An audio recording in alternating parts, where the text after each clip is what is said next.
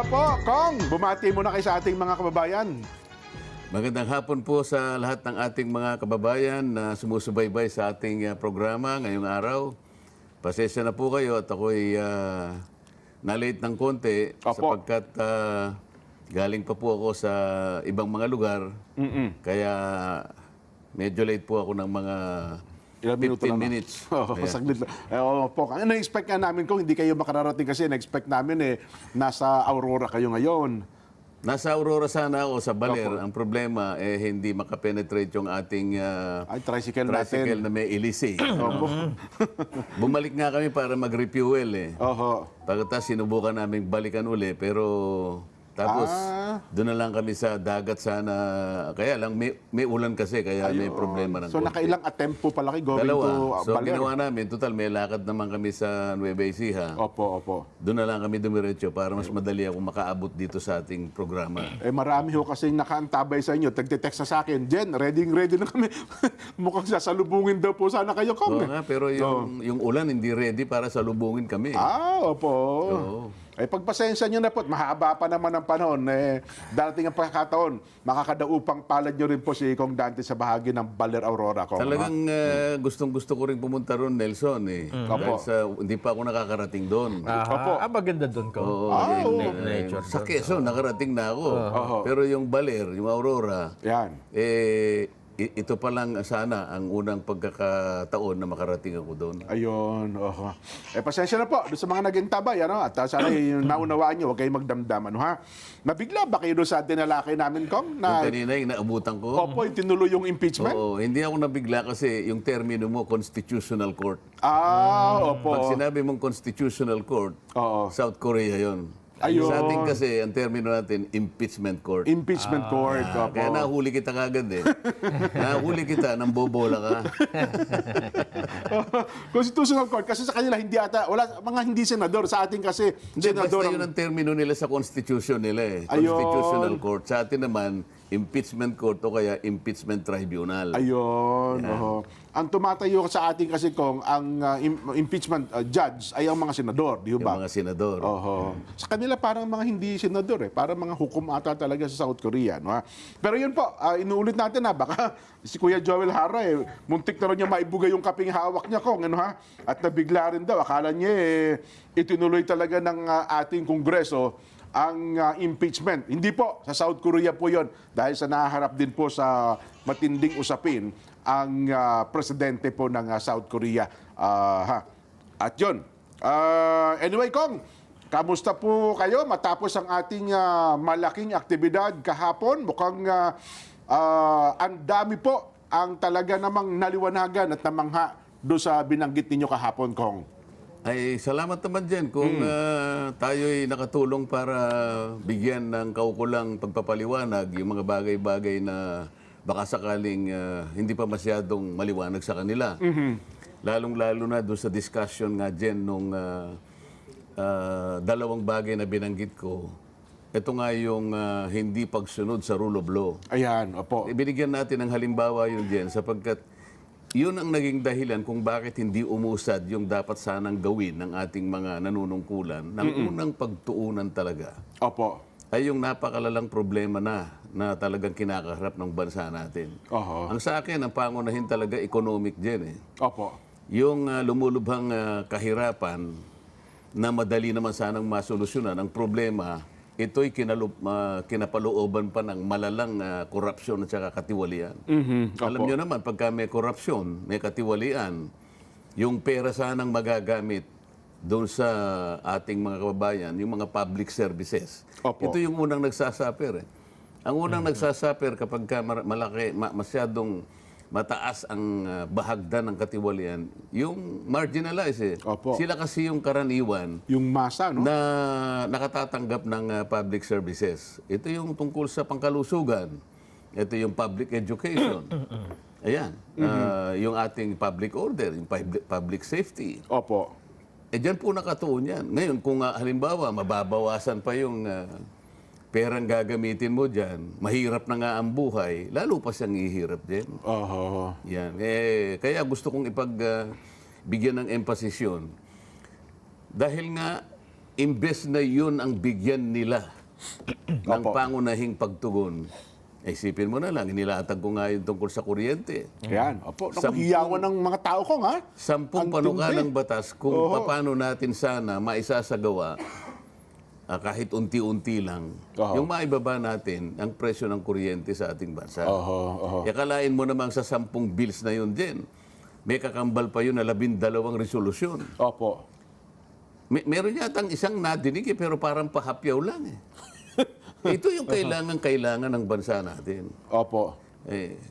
Iisipin mo na lang ang ibubunga ng mababang kuryente dyan. Aba, yung negosyante talagang magaganyak kang pupunta rito. Dahil napakalaki ng bahagi ng kuryente sa production cost. No, Nelson, alam ng abatar mo yan. Totoo po. Ay, paano? Kaya ayaw niyang pumunta dito eh. Maghahanap siya ng ibang lugar na kung saan nakikita niya na mababa yung production cost. Opo. Katulad ng Vietnam, ng Thailand, ng makaratig bansa natin. Oho. Hindi lamang yun, yung pangako ng batas na kinakailangang mababa ng serbisyo ng kuryente. Oho. Sana hindi na sana isinulat yun na bilang isang pangunahing layunin eh. Opo. Isip-isipin mo, sasabihin niya, idulot mo yung kuryente sa abot kayang halaga. Affordable kasi yung termino dyan eh. Abot kaya, tama po. O imbes na abot kaya, anong nangyari? Abot langit. Naku, abot langit ang O presyo.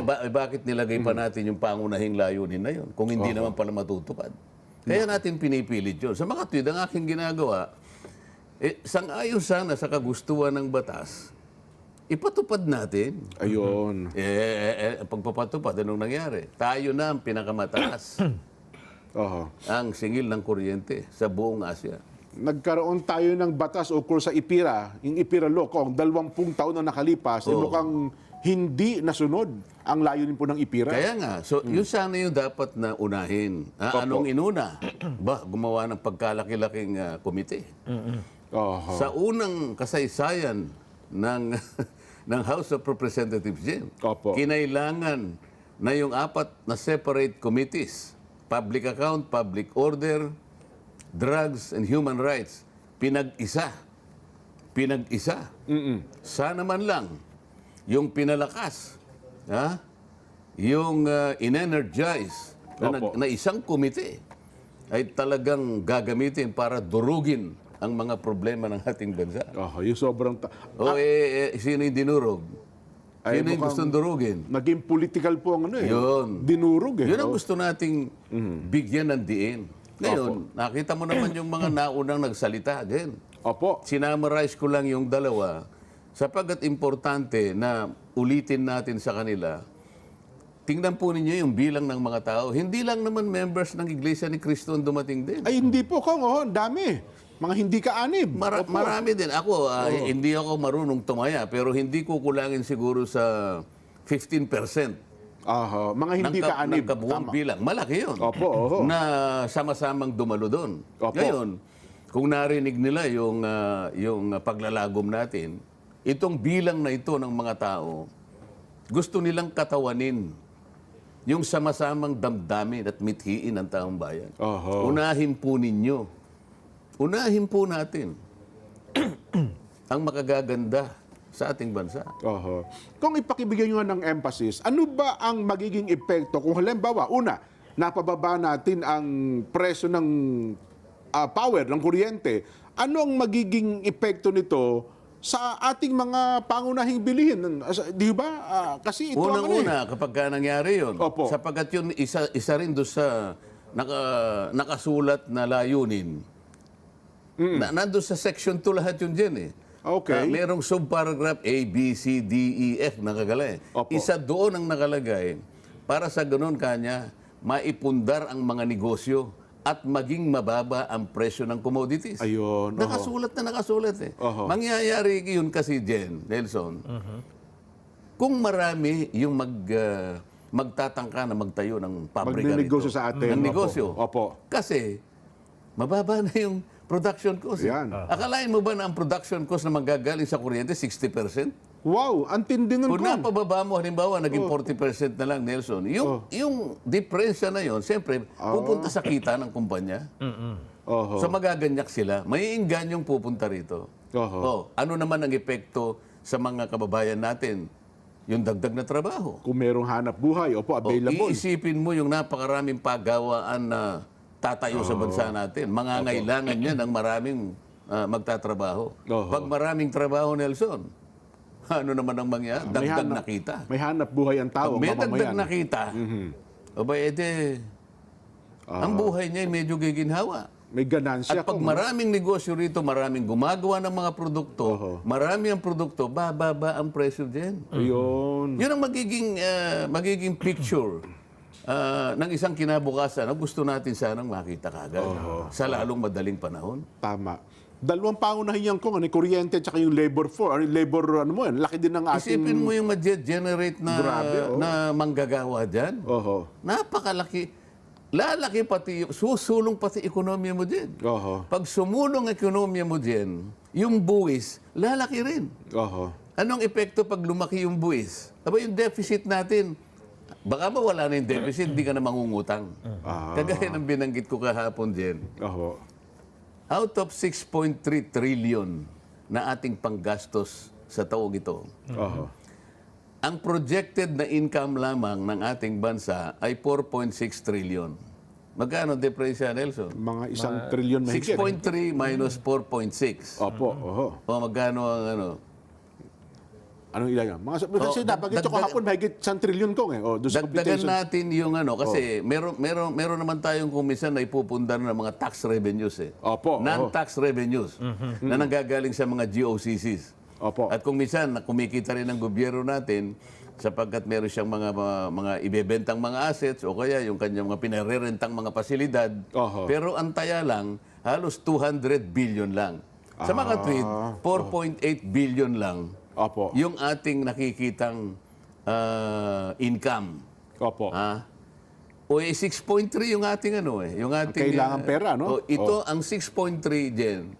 Lumalarawan sa pangkalahatang gastusin na ito yung tutugon sa napakaraming pangangailangan ng bawat isang mamamayan. Oho. Siyempre, kinakailangan mong itatag yung kanyang seguridad. Itatag mo yung kanyang kung paano sila kikita na kailangan makapag-grade ka ng employment. Siyempre po. Oho. Kailangan yung peace in order nandyan. Yung pang-edukasyon ay ilatag mo. Nandyan ang future ng ating mga leaders. Lahat ito eh. Ngayon, kung halimbawa, ang deficit mo, katulad ng pagkakakwenta ko, 1.5 trillion. 1.5. Ito po okay. yung 1.5 trillion, yun po yung uutangin natin eh. Oho. Wala naman tayong mapagkukunan eh. Sana man lang, hindi sana 6.3 trillion ang inilatag natin. Pero ang sabi nila, ito lang ang talagang makatatakip sa pangangailangan ng bawat isang Pilipino. Oho. O kung yun nga, magsikap tayo, maghanap buhay tayo. Kumbaga sa pamilya Nelson, ayan, si Nelson, ang kinikita niya ay 20,000 pesos. Kunwari, yun ang malinis. Sa isang buwan, opo. Oo. Ang misis niya, kunwari, ang budget ko niya ngayon, Nelson, 35. Sasabihin nila, Sa mahal ng bilihin eh. medyo delikado naman tayo dyan, darling. 20 lang kinikita ko, 35 ang gastos. Baka tayo mahirapan. Alam mo naman, kahit na nung klaseng gawin ko na sa pagbabanat ng buto, hanggang 20 lang talaga ang ating may pupundar eh. Opo. Pwede ba medyo Bawas. magano muna tayo? Mag-stress tayo. Maghigpit tayo ng sinturon. Yan, oo. Di ba? Para sa ganun, hindi na tayo mangutang. Oho. Ito, mangyayari, mangungutang tayo. Sapagkat nailatag nga ang ating national budget sa ganung paraan. Oho. Lumilitaw pala kung Ngayon. 1.71 trillion pesos eh. Yung kabuang kulang eh. Tama. Sa bawat, magkano sa bawat taon, divided by 12, 1.5 trillion divided by 12. Oho. 12 months, ano ha? So, palagay ko 17-something billion pesos. Ngayon, yung 4.8 trillion, ang kita mo parang siguro 13-something billion. Meron kang 4.2 billion per day na uutangin mo. 4.2 billion pesos per day na inuutang natin araw-araw katumbas ng 175 million bawat oras. Para masapatan lang yung pondo hinihingi natin. Opo. Yun ang kanilang ginuhit. Yun ang kanilang ginawa. Anong gagawin mo ngayon? Kaya nga maharap tayo sa problema. Oho. Ngayon, kung alam na natin ang problema nga harapin natin, ba't di pa natin pagsikapan na pagtuunan na natin, paghandaan na natin ito? Hindi yung away dito, away doon. Oho. Kaya nga, nagtaka ako nung gumawa tayo ng napakalaking makapangyarihang komite na kung tawagin ay Quadcom. Ba, ito lamang sana ang kailangan mo para bakahin mo yung napakalaking problema. Ibig sabihin, kung malaki ang problema, kaya tayo nagtatag ng malaking Super committee rin daw. super committee. Tama, Tatapatan natin ang bigat ng problema yan para mapagaan natin. Oho. O ano nangyari? Hindi pala yun ang layunin dyan. Di ba, baka naman bumawi kasi mas bumuso lang yun na mas malaki pang komite. Ginawang kinta. Mas malaki daw po sa Quad ito kung Quinta Committee na ang layunin po naman yon. May kinalaman na sa ating mga pangunahing bilihin at mga presyo ng Ang isa ata sa agenda nila ngayon ay imbestigahan yung sobrang taas ng singil ng kuryente. Mukhang yun ata ang focus ngayon ng Quinta Committee, Kong. Alam mo dyan, bago nagtapos ang 2024, nung last year, yung tinatawag na young gun sa amin, gumawa ng press release Opo, na ibababa daw ang kuryente bago matapos ang taong yamon. Ibig sabihin, before December, nakapaglatag sana sila ng panukalang batas na makapagbababa. Ilalatag lang naman Opo naman. Bakit pa kayo maglalatag? Yung nilatag ko nga, 10 isang hindi nyo dininig Oo nga, Kaya ako nagtatawa lang, ano kayang gagawin ito? Pero sa totoo lang, natapos ang 2024, wala naman, kahit isa. Dapat pala ginawa ng Young Girls. Kunin nyo nga yung 10 bill ni Kong Dante. Halika, reviewin nga natin yan. Dapat siguro ganun pala, Kong, ano? Dapat man lang. Oo. O kaya tinulungan nila akong kausapin yung Committee on Energy. Ayan, opo. Na unahin na nga natin yan. Andyan na pala yan Ba't pa tayo magtatangka na gumawa pa? Nandyan na yan Meron na pala yan. Yan na lang. Oho. O, di ba? Anong ginawa nila? Imbes na tinulungan ako. Tinanggal kayo sa Committee on Energy. Sa mga committee hawak ninyo, no? Yan ang sinasabi ko sa'yo. So, kung sino yung nag-iisip, kung sino yung gustong gumawa ng mabuti, siya pa yung babalikan. At para bang ako'y nakagawa ng napakalaking kasalanan din. Oho. O hindi lamang yun. Hindi lang yung Quadcom. Opo. O hindi ba? Pinasimulan nila na usigin ang Vice President. Binanggit ko kahapon yung ibang bahagi na, bakit yung paraan ninyo? Doon pa lang sa paraan para lang masabpi ng Vice President, mali na illegal na Opo, yung pagbe-privilege Alam mo, speech. hindi may iwasan na babalik-balik kami doon Halimbawa, natuloy yung impeachment. Kakalkalin ko yun Okay. Ngayon, pinag-usapan natin, paano yung pamamaraan ng Quadcom. Naalala mo ba yung isang babae ron na ipinatawag? Cassandra Ong ba yun? Opo, si Cassie Ong. Oo, tama. Pero sa Pogo yun Oo nga, Quadcom yun Oo nga po, Quadcom. Yung maganda. Binabalikan ko lang yun. Opo. Ang sabi niya, hindi ko sa ulado, pero halos ganito yung sinabi niya Kasi tinatanong siya, boyfriend mo ba yun? Kanya. Opo. Yung kapatid ni Alice Guo. Oo, sabi niya, bago yun, tinanong siya, saan ka ba nag-aral? Ano bang course ang natapos mo? Opo. Ang sabi nung Cassie Ong. Cassandra Ong, Your Honor, pwede po bang hindi ko na lang sagutin yung tanong nyo? Kung saan siya nag-aral, tsaka tama. Tinatanong ko lang naman ng Alam mo kung bakit ganun yung salita ng babae? Maski na hindi niya alam yung technicality nun, she was invoking her right against self-incrimination. Okay. Isang karapatan na pinoproteksyonan ng ating saligang batas. Nasa Bill of Rights yan Tama po. Alam mo, Nelson, Jen, yung Bill of Rights, ito yung matibay na pader Okay. na hindi pwedeng gibain kahit ng gobyerno. Kung gagawin mo, uusigin mo yung mga mamamayan. Ganun pala yung May mga karapatan Bill of Rights, ano? Kaya nga meron tayong salitang nakasulat sa bato. Opo. Nakasulat sa pader, yan. Abay, isip-isipin mong, kapag hindi ka niya sumagot, iko-contempt kita Nako. Hindi ba tatakutin ka pa Ito yung lahat ng mga karapatan na ayaw ibigay sa kanila. Doon sa panig ng mga dating Pangulong Duterte, wala siyang karapatan na magsalita sa kanya yung mga abogadong dinala. Meron lang silang karapatan nai-advise siya sa kanyang karapatan. Ha? Tandaan nyo, ha? Nag-enter sila as counsel to advise the former president about his rights. Pero they did not enter themselves as counsel. Iba yun eh. Yung counsel kasi, Pwede mo i-consult anytime. Magsalita. ipagtatanggol ko yung kliyente ko kahit sa tayo makarating. Nung pa lang sa pagtatanong mo, objectin na kita pag mayroong basis yung aking objection. Nasa Kongreso po, wala yun. Hindi po pwede po yun. Di ba? So, nasaan ang kanyang karapatan Oho. for counsel? Nasa Bill of Rights na naman yun. You have the right to counsel. O yung karapatan mo na ikumpronta mo yung accuser mo. Isip-isipin mong napakaraming tinawag na puro kalaban niya yun eh. Tama po. Makakapagtanong ba yung abogado ni dating Pangulong Duterte doon sa mga resource persons na kanilang pinatawag? Hindi. Ang nagtatanong lang yung members ng Quadcom. Bawal Pero hindi siya cross-examine ng mga abogadong dinala ng dating Pangulo. Nasa ng karapatan niya ngayon to confront his accusers? Wala din. May isang congressman naman doon kung nagsalita in favor kung kay President Duterte tinanggal din eh. Yung di ba yung bata naawa tuloy ako eh.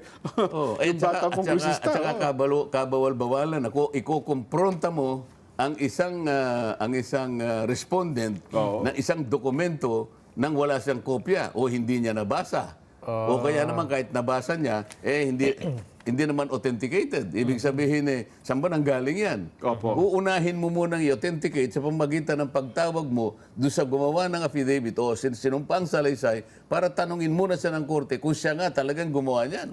Para patibayin kung may yung mga aligasyon na yon ay mayroong laman o may basihan. Hindi eh. Basta na lang kinonpronta. Ang kumompronta, abogado, alam ng abogado, alam ng abogada kung ano yung tuntunin eh. Tama po. Pero binabaliwala nila eh. Ito lahat ang pinanggalingan ng mga pangyayari. Wala nang rule of law, walang due process.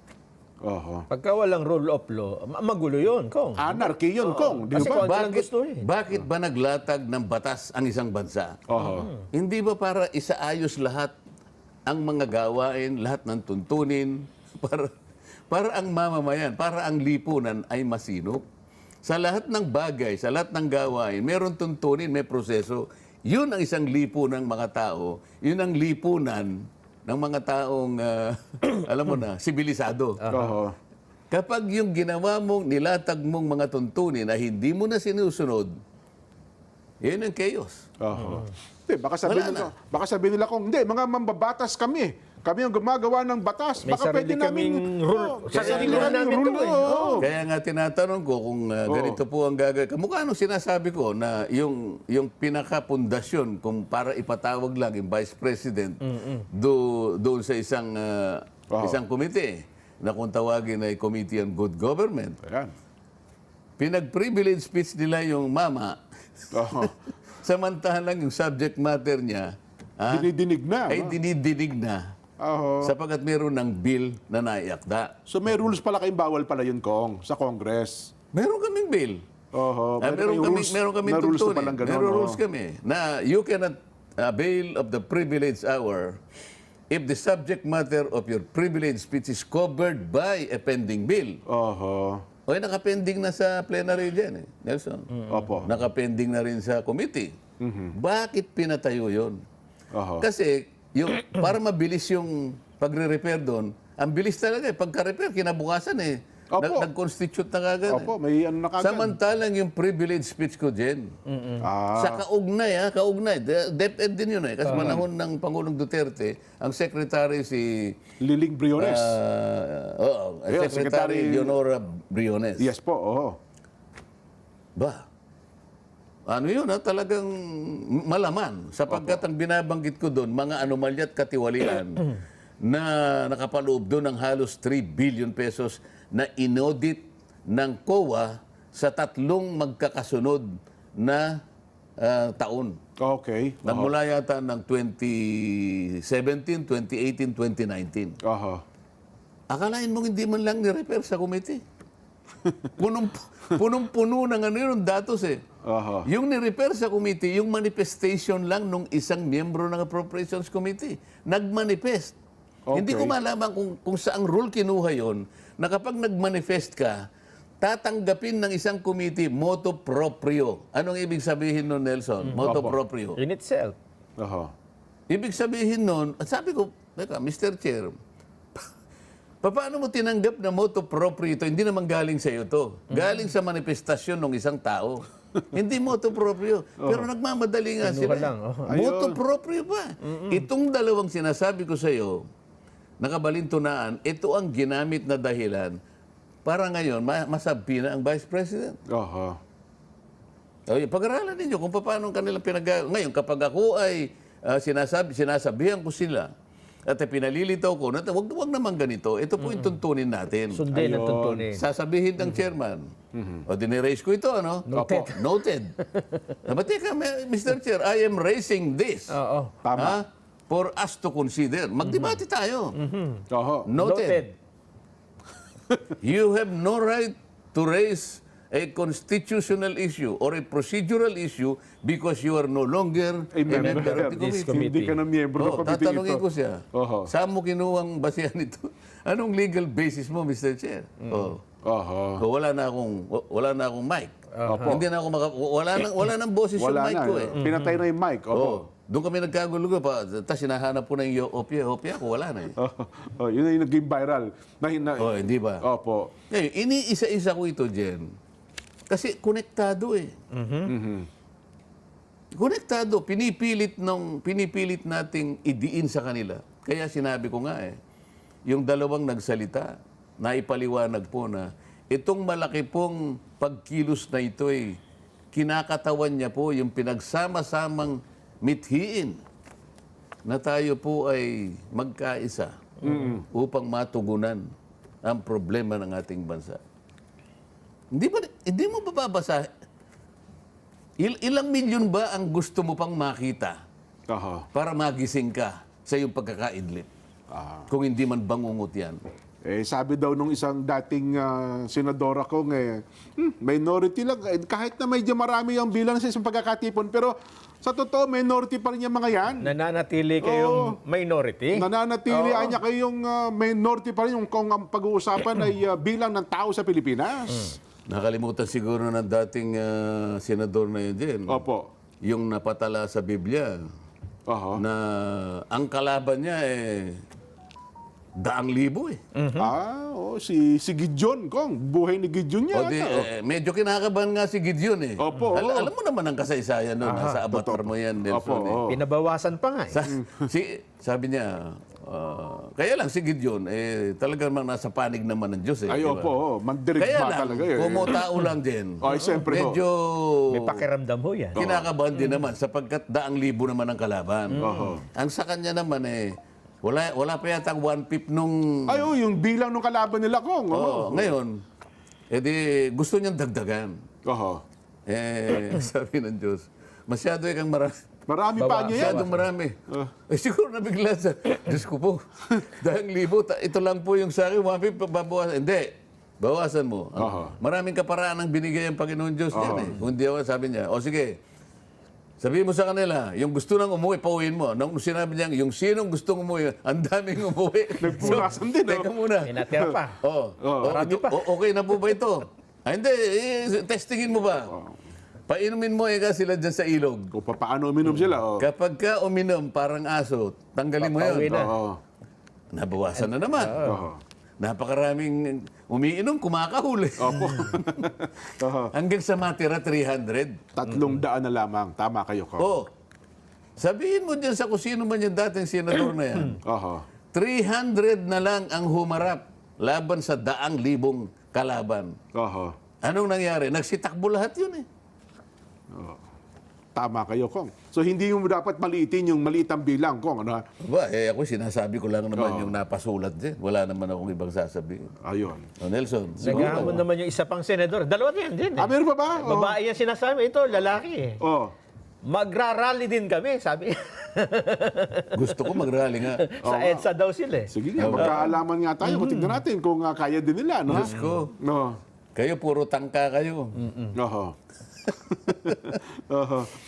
Wala namang problema kung mag-rally. Kasi Meron nga karapatan nag-react nila- din eh. Kaibigan ko eh. Opo. Kilala mo si Larry Gadon. Opo, to. Pinadala lang naman sa akin eh. Opo. Pinadala sa akin. Hindi ko nababasahin, medyo... Pero sa gist niya, Opo. si Congressman Marcoleta, hindi mananalo yan. Ganun ba sabi? Hindi mananalo yan kasi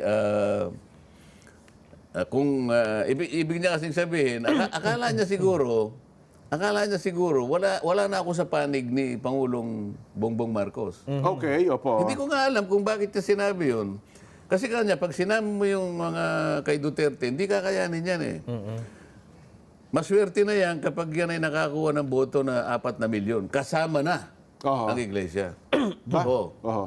Itong analysis niya, tingnan mo kasi yung dating chief ng police, PNP, si General Eliazar kanya. Opo. Yan, sinuportahan ng iglesia yan. Tingnan mo, umabot lang siya ng 10 million. Opo, Eliazar, tama Di ba? kayo. Opo. Last elections po Hindi ba si Larry Gadon, palagi niya sinasabi, bobo kayo eh. Opo, totoo yun. Doon sa sumikat Oo. Alam mo, lumilitaw siya yung bobo eh. Opo. Kaibigan ko ito eh. Totoo po, totoo. Last elections lagi kayong magkasama rin yan. Kaibigan ko naman yan. Hanggang Hindi ko nga malaman kung bakit siya nagsalita ng ganito. Opo. Ngayon, napatunayan ko na bobo siya. Sinabi niya 4 million. Hindi pala marunong sa math eh. Hindi niya nakakita, may zero yun eh, 40 million yun. Ganun 40. Iwanan natin yan. Tama. Di ba? Di ako naman, minsan, alam mo minsan, si Atty. Larry Gadon ko ngayon, unawain na lang natin ko. Hindi, bakit? No. Bakit niya ikukonclude na? Bagamat hindi niya sinabi ron. Bakit? Opo. Ibig ba niya sabihin si Pangulong Marcos galit sa akin? Hindi totoo yun. Opo. Baka hindi niya alam. Siya kapag nakita ni Pangulong Bongbong yan, maraming pagkakataon magkakasama kami, hindi man niya pinapansin yan eh. Ganun ba? Oo, maski na nung nangampanya kami, maski na ngayon. Si Pangulong Bongbong, alam ba, nagkita kami sa isang piging o kaya sa ano. Pag nakita niya ako, magagano'n, pupunta, nagbubulungan kami. Oo. Baka halimbawa, isang araw magkita kami. Halimbawa, Albi, bubulungan ako halimbawa. Huwag mo na kang pansinin si Larry. Bakit?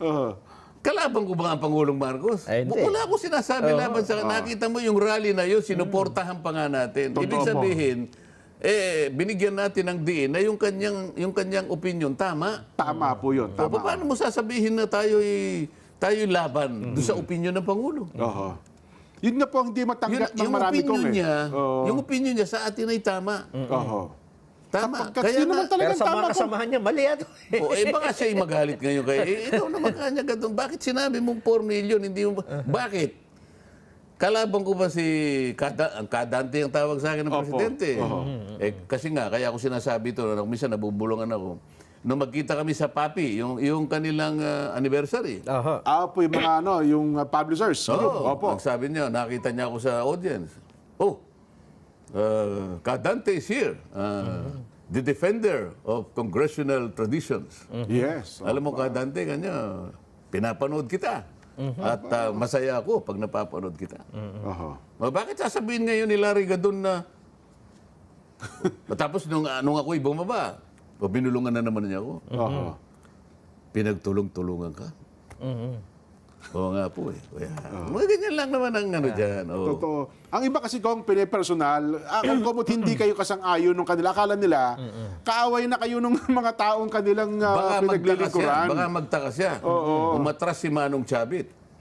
Tama. Baka hindi niya alam kung ano yung binili ni Manong Chabit. Secret, di ba? Kayo po may binilin. Go. Secret. Nabulungan din. Baka magtaka siya. Akala niya 4 million.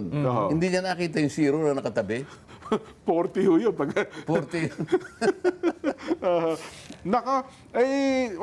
Dito siguro mauunawaan na ng ating mga kabayan ko. Kasi yung, aywan ko ba, meron ho pa rin mga...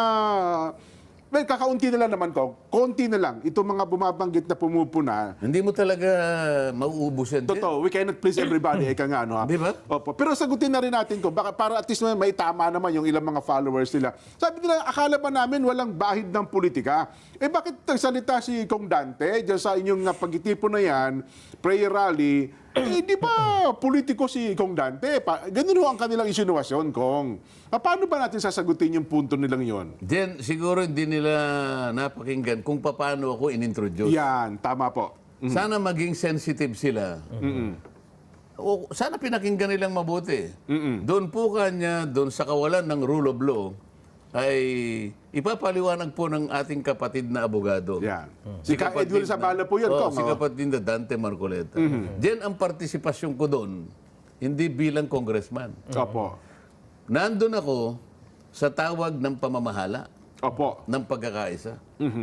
Naatasan ako na ipaliwanag ko yung parte na kung saan nagkakaroon ng hindi pagkakaunawaan sa mga proseso tungkol sa rublo sa batas. Oho. Iaambag ko yung aking nalalaman tungkol doon. Tama At sa po. dami naman ng nag-comment na positibo, na kung i-discuss ko ngayon, baka tatlong araw hindi pa tayo matapos. Tama kayo, Kong. Oho. So, dapat nakita nila, hindi yung aking pagiging congressman. Kaya nga pati yung pagpapakilala sa akin, hindi man lang binanggit na congressman. Para maunawaan nila na ang participation ko doon bilang gaanib Abogado. na abogado. Opo. O kung hindi pa nila maintindihan yun, Kaya nga, bahala na po kayo. ang naging topic nyo doon, Kong, ay usapin ukol sa rule of law. Oo. Yung pagkapatupad ng mga batas. Ano, ha? Ipaki-expound nyo nga po, Kong, yung punto na, ang impeachment process ay nasa konstitusyon yan, nasa batas naman yan. Bakit ba ang dating ba, parang sinasagkaan ba natin ang impeachment process? Hindi ba binanggit ko ron, sabi ko, ang Iglesia ni Cristo kahit kailan hindi tutol sa impeachment. Yun, tama Paano po, mo Kong. tututulan ang isang mekanismo na nakasulat mismo Opo. sa saligang batas?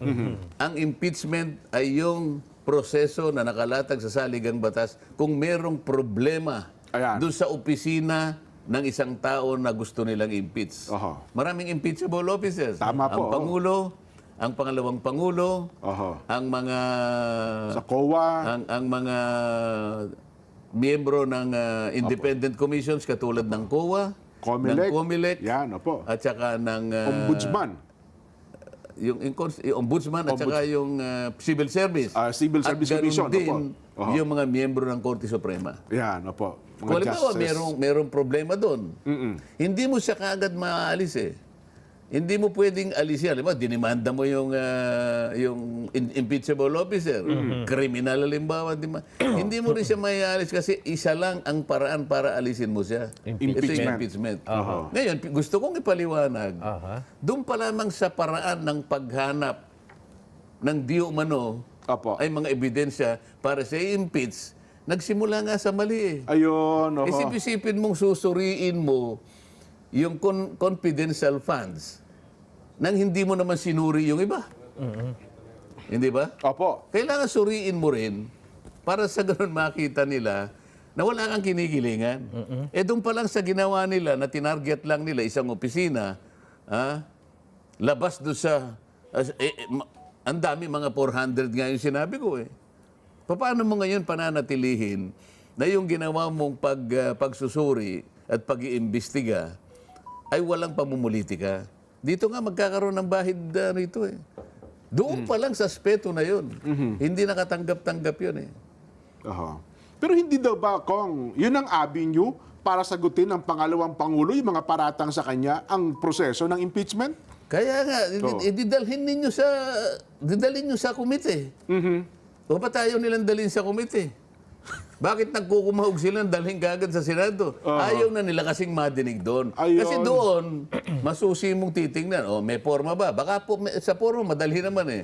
Pero pagdating sa substance, doon magkakaroon ng problema. Form and substance nga pala, tama. Dalawang basihan yan. Paano mo sasabihin? Ito, kailangan discuss natin siguro kahit konti lang. Opo, Kong. Ano yung mga impeachable offenses na nakalatag sa saligang batas? Oho. Ano? Ang alam ko, yung culpable violation of the Constitution. So, isa lang yun. May treason, may ganyan. Yan, Di ba? O, violation of the, culpable violation of the Constitution. Opo. Betrayal of public trust. Yan. Ang graft and corruption. Paano mo sasabihin at magkukonclude ka na halimbawa, graft and corruption yung ano nila. Opo, yung o kaya paratang. betrayal of public trust. Opo. Sinusuri pa lang ng COA yung mga papeles yung mga records ng pagkakagasta ng kanyang opisina, nakialam ka na. Nakapending pa. Ikaw nga ang dapat ma-impeach. Kung impeachable lang yung mga congressmen, baka sila yung dapat ma-impeach eh. Nagkataon lang, hindi impeachable ang mga congressmen. Tama kayo po. Oo. Sa reporter ng tawag, Isip-isipin mo, sinusuri pa lang. Yun nga yung ni-raise ko na issue. Meron po ba tayong katungkulan na tayo na po ang mangunang magsuri? wala. Audit. Di hindi nila masagot. Opo. Ngayon, kung hindi nila masagot, nag-switch ako sa Commission on Audit. Opo. Hindi po ba kayo lang ang opisina na pwedeng mag-audit? Opo. Meron pa po ba kayong kasama na sinabi ng Constitution na pwedeng mag-audit? Wala na po. Bakit po nag-audit ang good government? Kasi po, sinampi na kami, binigay po, oo nga, bakit ninyo binigay? Yun ang tanong.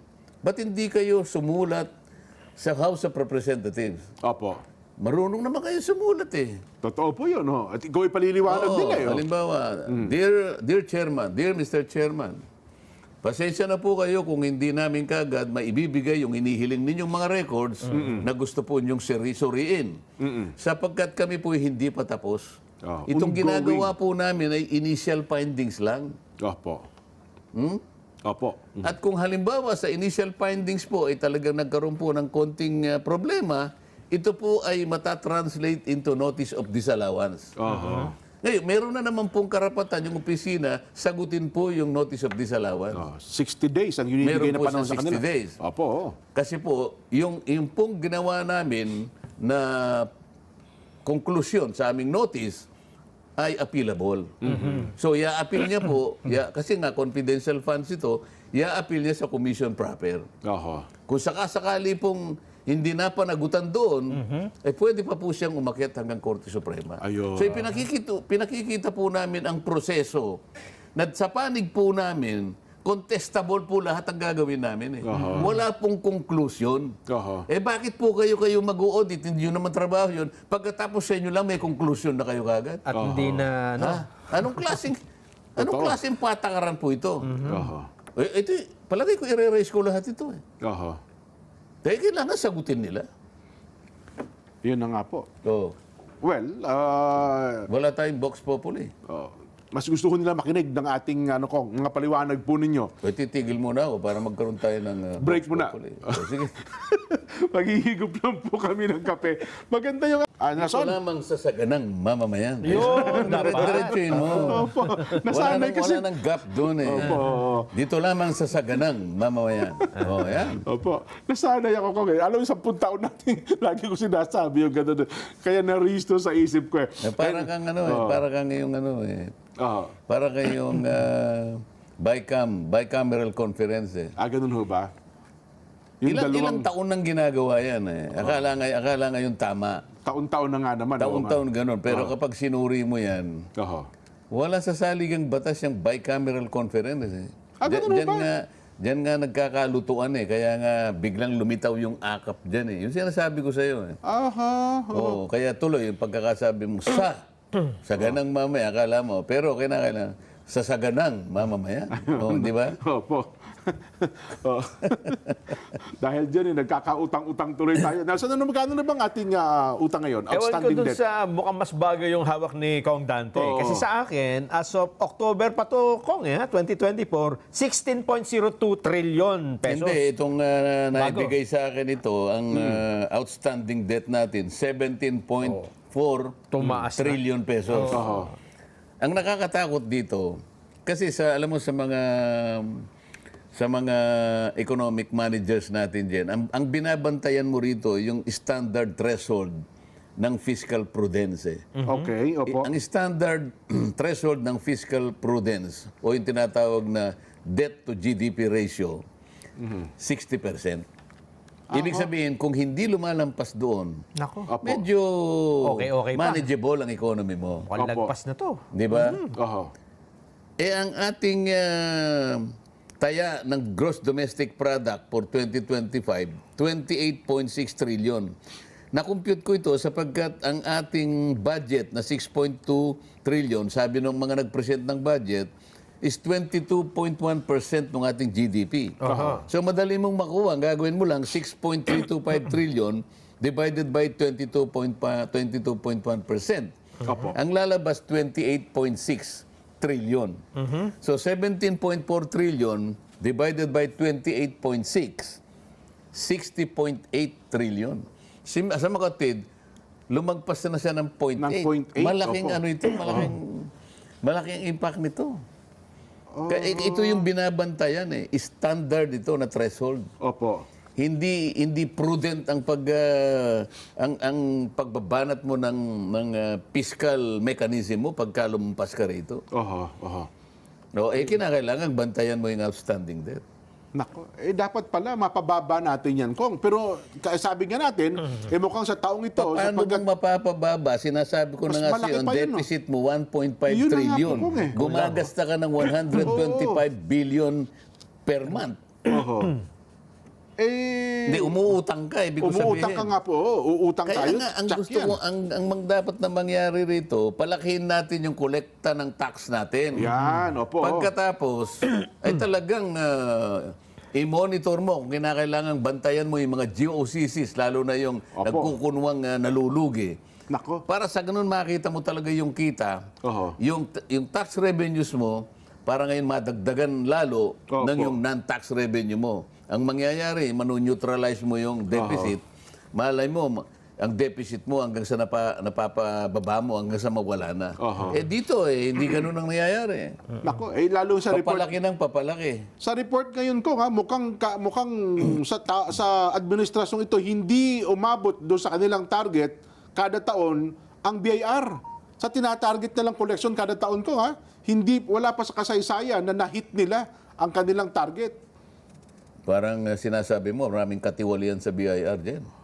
Ewan ko, baka naman di siya nangungulekta ko. Sana mangulekta sila ng mangulekta para Kaya efficiente nga, kapag hindi ka dapat. nangulekta na sang-ayon doon sa tuntunin at pinababayaan mo ka, katiwalian yun dyan. Yun lang. Di ba? Opo. Halimbawa, pinrepair yung report. Opo. O ito yung babayaran mo, pero gusto mo bang mabawasan yan? Aba?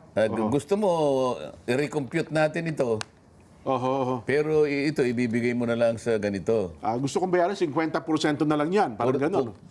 For the boys kanila. Ganun ho ba? Katiwalian yun. Oho. Di ba? Oho. Malinaw po yun. Kaya nga sa Biblia, napatala na yung mga Mga namumulekta manlilingin ng ng buwis. Galit na galit ang mga mamamayan. Nung araw, ano? Doon pa lang, panahon pa ng Biblia. Nung araw, masasamang tao kasi tingin sa kanila. Biblical times pa eh. Oho. Masama na yung impresyon eh. Oho. Hindi, ako naman naniniwala kung magiging epesyente lang. Sabi na natin yung sa porsyento, yung ginawa nila maganda-ganda, baka ma-hit natin yan kung baka sumobra pa tayo sa target. Magagawa ito, magagawa. Nasa political will lang yan. Magagawa yan. Sabi ko nga kanina kay Nelson, ang kita mo lang, 20 mil lang, Nelson. Opo. Pag-usapin mo na yung asawa mo na medyo Biglang lumagpas doon. higpit-higpitan na natin muna yung sinturon. Di ba pala, meron naman tayong kasabihan na gano'n eh. Totoo po. Ha? Ano na yung ang kasabihan dyan? Kapag ka may si ang kumot, Oo. higpitan ng sunturon. Matutong mamaluktot. Di ba? Talagang kung kinakailangan kang magsakripisyo, bakit ka naman gagasta lagpas doon sa alam mong kikitain? Pahirapan mo lang ang sarili mo. Hindi ako naman kung Utang ka na ng utang, hindi ba? Hindi ako naman kung naniniwala kung magiging epesyente nga ang BOC mo, GOCC tapos At BIR, bakit naman hindi pwedeng maging episyente? dapat nga po kung maging epesyente para ma-hit natin yung target na gusto ng ating pamahalaan. May hit mo yung target, ibig sabihin, hanggang sa dumating ang panahon, hindi na tayo mangungutang. Hindi na, yun ang pinakamaganda. Di bababa itong debt to GDP ratio na yun. Halimbawa, imbes na 16, naging 58. Di maganda. Ayun, oho. Kung yung tungkol sa importation, halimbawa ay nakadepende ka sa imported products, mga agricultural products. So pagka imported ka na imported, mababa ang production, ano ang contribution niyan dyan sa utang natin? Hindi nga tayo makakautang kasi yung ating pambayad ng utang kasi dollar yun eh. Opo. Nagagamit mo sa pag-importa. Sa hirap na hirap kang Lalo magbayad. tayong mahihirapan. Kaya nga mabuti meron tayong OFWs na siyan palaging nagliligtas sa atin eh. Oho. Oo nga. Yun na lang, kung wala siguro tayong exported labor, Opo. Ayun na nga. Kaya siguro dapat Ang kalakal natin, bawat mamamayan isang OFW, ipagtayo natin ng monumento kahit na... Oo, totoo, no? Kasi ang kalakal nga natin kung mamamayan natin Di ba? Yun ang masakit na kalakal katotohanan. kasi natin, pati yung ating, meron tayong trade deficit Ang ating export, 10 piso lang halimbawa. Ang import natin, 30. Hindi balance. Yung balance of trade mo, hindi mabuti. Ganito yung nangyayari. Hindi ko, ang isa sa mga pambawi naman daw nila dyan, meron naman tayong mga taripa, gaya nung rice tarification law. Yung nakukolekta natin dyan pang-direktang tulong sa mga nasa agricultural sector, Kong. Nagpunta na ba kayo sa farm ko, nakagaya ng inyong pangako? Hindi pa nga po, Kong. Ang ating nga panawagan, baka may nakikinig ngayon sa ating palatuntunan sa ganang mamamayan. Nakala ko ba tinawagan mo yung mga... Kasi si Briggs, Si Briggs, coordinator nung farm cooperative. Ganun. Hindi tawagin mo yung kahit na siguro 10 lang. Mga pangalan para nakatanggap ng di ba? para malaman natin kung regular na nakatatanggap Oo, yan. nung pangako nung tarification law. Ang natatanggap daw nila mga binhi, kaya lang hindi rin kompleto. Binhi Hindi abono. lang ng binhi kasi apat yata may binhi, merong serbisyo, merong farm implements, Ayun ganyan. po. Kulang nga po. Sa mga magsasaka naman, sa mga mangingisda naman natin, yung libreng krudo. Kasama ba sa taripa? Naku. Na binibigay. Ay, nako. So, paano ko? Kung ganyan taon-taon, tapos ang ating leader ng pamahalaan ay nag-aaway-away, edi lalong mamumroblema itong ating bansa. Lalong magbabaon sa Yun utang. nga yung mensahe na gusto nating anong tawag doon? Ipahayag. Ipahayag. Pinahayag na natin Yun ang pinaka-mensahe. That was the message that we sent across the nation. Na malaki ang problema, hindi natin matutugunan ito, hindi natin malulutas ito kung hindi tayo magkakasundo-sundo upang hanapin ang kapayapaan. Kasi ang umpisa, pagkakaisa Totoo po. Hindi mo mahanap ang kapayapaan pag hindi nagkaisa. Kaya napaka-importante ng pagkakaisa. Opo. Una, pinakita ng Iglesia ni Cristo ang pagkakaisa. Isang salita lang. Nakita siguro nila kung paano. Nandun kailangan kopyahin nila yun. Payapa ba? Pagka sa iba sigurong mga rally, kung sino-sino nagsasalita, kung sino lang may gusto, ikaw naman. Tama. Tayo ba ganun? Hindi. Hindi kaya ang ganda nga sinabi, ang binanggit doon united we stand at divided we fall. Kaya dapat talagang mag-unite tayo para tumindig. At ang pagkakatindig natin... Very, very relevant yung kasabihan na yun Opo, Kong. United we stand, divided we fall. Nagkakawatak-watak tayo. Anong mangyayari sa ating bansa? Napakasimple ng mensahe. Yun po ang idiniliber sa inyo. Pakalimiin po nating mabuti. Ayaw ko lang, ba't mayroon pang iba, ayaw talagang, yun bang simpleng paliwanag yun? Ba't iba hindi maintindihan? Hindi, naintindihan nila dyan. Pero nag-iisip pa rin pangontre. Ang tawag doon, MEMA, di ba? MEMA ho ba tawag? MEMA sabi na lang. Ay, nako. Teka lang, sabi naman nila, baka naman pwede na maglubag ang loob ninyo. Tinanggal na namin yung yung chairman ng Appropriations Committee ng Kongreso. Saldi ko. Oo. Tatanong kita, Nelson. Nagpagawa ka ng bahay. Nagawa naman, pero nakita mo, may ano ba naman klase ng pagkakagawa ng bahay? Tinanggal mo ngayon yung kontraktor. Tinanggal mo lang. Ang pangit ng gawa mo. Tatanggalin kita. Tinanggal mo. Ano ngayon? Nagawa ba yung bahay mo? Hindi rin. Ang pinag-usapan natin yung budget Tapos na. Yung bahay, ito yung budget. Ang pagkakagawa ng budget, ito. Papunta na naman tayo sa pagkakautang ng pagkakalaki-laki. Kung ano-anong nilagay, may akap na wala naman doon sa NEP, wala doon sa GAB, bigla na lang nagkaroon ng akap. Election year ngayon. Tapos sasabihin ng DBM at saka ng DSWD, huwag po kayong mag-alala. Yan pong paggasta ng akap na yan, ng pondo na yan, yan po ay dadaan sa butas ng karayom. Ay, talaga naman, oho. Bawal anyang banner, bawal ang ganito kung ito anyay maaprubahan. O, ikaw na magpaliwanag nun, Nelson. Totoo ba yun? Kaya nga akap, Kong eh. Pag-aakap ka ba sa butas ka ng karayom dumadaan? Diba? Akap dire-diretso yun. Si Fernando po Jr. lang lumusot kahit sa butas ng karayom. Oo, kasi kung ginawa nila yan, dapat may rules na muna bago yun na-emporbahan, Hindi, di ba? nasabi mo yung karayom din, yung butas ng karayom. Kapo. Kung ang gagawin nating paghalimbawa ay yung mga taong may kinalaman sa paggawa ng budget na yan, Oho. mabuti pa kanyang kamelyo eh. Makapapasok sa butas ng karayom na yun, pero kayo lahat. Ha? Mahirap. Kahit butas na malaki. Paliwanag mo yun. Hindi, pero ako naman, Kong, sana kakilala nyo rin naman si dating congressman at ngayon na DSWD Secretary Rex Gatchalian, sana naman ay huwag siyang Hindi nga siya mapagamit. yung magpapatupad ng sana man lang kung siya mismo. Hindi nakalagay sa ahensya eh. Oo. Oh. Di ba sabi ipauubayan ito sa DSWD? Sa mga social workers daw po nila? Nakalutang eh. Oo. Kasi ang mga social workers daw Ano ang garantya Oho. na yung guideline, yung butas ng karayom ay talagang gagawin na pagkali. Kasi baka magagawa ng karayom na pati truck makakadaan dun eh. Opo. Ha? Pati kalabaw pwedeng dumaan dun. Hindi naman sinabi kung gaano kalaki o kaliit ang butas ng karayom. Oho. Halimbawa, nakagawa na. Ano naman ang ating guarantee? Anong garantiya na ipatutupad naman Na na maayos. talagang doon sa butas ng karayom dadaan? Anong garantiya mo?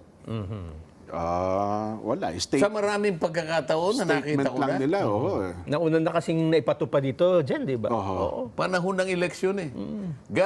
Gagawa ng paraan para ngayon maisakatuparan yung pamamaraan na pagbibigay ng ayudang ito, na malaman ng tao na galing sa kanila yan, katapos-tapusan gusto nilang magpaboto. O maaari silang manalo din. Oho. Maaari silang manalo. Pero at the expense of poor governance. No, kasi sasabihin nila, binayaran na namin kayo, ha? Nako. O bayad na kami sa inyo, hindi na kami magseservisyo. Nauna na yung bayad sa inyo eh. Pag nanalo, babawi lahat yan, Kong. Di ba? Oo. Dapat sana, Oo. lalapit sila sa tao. Ang sasabihin nila ganito. Wala po kaming may papangako sa inyo sapagkat alam po ninyo, ang eleksyon po ay talagang hindi dapat nababahira ng kahit anong batik. Totoo po. Oo. Kaya wag po kayong umasa na kami magbibigay ng pera sa inyo. Ganyan sana ilapit nila. Gagawin na lamang po ganito. Mangungutang na lang po ako sa inyo ng utang na loob. Oho. Kung ako po iboboto ninyo, yan po ang babayaran ko po ay serbisyo at meron po pong interes ng mas magandang serbisyo para sa inyo. Ganun sana eh. Ganun sana ang pagtuturing. Dapat maintindihan naman ng mabutante, tama yata yun, di ba? Oho. Uutangin niya, pero ang bayad niya serbisyo at meron namang interes na mas mabuti pang serbisyo. Well, sana, Kong, ganyan na nga ang mga butante sa Pilipinas. Pero isang masakit na katotohanan, alam nyo naman, meron talagang mga butante na kung sino lang yung nakapag-aabot sa kanila, yun ang kanilang naaalaala. Noon yun. Pero ganun ba? huwag kang mawala ng pag-asa. Oho. Palagay ko unti-unting nabubuksan na yung kanilang mga kaisipan dyan. Ay, hari nawa, Kong, ano ha? Unti-unting nakikita nila na hindi pwedeng manaig, hindi pwedeng magpatuloy ang ganitong sistema. Oho. Ang tingnan po natin, iisa lang po yung bansa natin. Kagaya ng isang mensaheng sinabi kahapon. Oho. Iisa lang ang bansa natin. Tama. At kinakailangan pagtulong-tulungan po natin, ipundar po natin ang ating bansa. Sapagkat ito ang mamanahin ng mga mahuhuli sa atin. Opo. Yung iiwanan natin. Yung kinabukasan ng Tama bansa. Tama po yun, Kong. Oho. Yun po ang talagang tamang-tama na dapat matanim sa isip ng lahat ng mga butante, Kong. Ano, ha? Konting sakripisyo para sa future ng Pilipinas. Binigyan ka nga. Masaya ka lang isang araw o 2 araw. Pagkatapos ng 363 days, nakanganga ka? Yun, ang masakit. Dalawa nga. O, baka isang araw nga lang eh. Ilang araw ang isang taon dyan? 365 days. O hindi lang isang taon naman eh. Iuupo mo yan ng ano eh. Iuupo mo yan kung congressman yan, tatlong taon ho yan. Kung senador yan, 6 na taon, opo. Maliligayahan ka lang ng isang araw. Sa loob ng 3 taon nakanganga ka o sa loob ng 6 na taon. Wala kang aasahan. Oho. Yun po yung pakaingatan po natin. Pakaisipin po ninyo. Basta't palagi po niyong iniisip yung ating bansa. Oh. Peaceful and orderly. Ano pa ngayon ang masasabi mo dyan? Sige nga, kopyahin nyo nga. Anyway, sige. Sa isang araw na natin pag-usapan yan. Meron din daw gusto mag-rally dyan. Ha? Anyway, Kong, salamat po ng marami sa inyo. Hanggang sa muli po. Salamat din po sa ating mga naging taga-subaybay. At sana po napakasarap po ng inyong hapunan sa gabi ito. Ayan. Okay, let's go.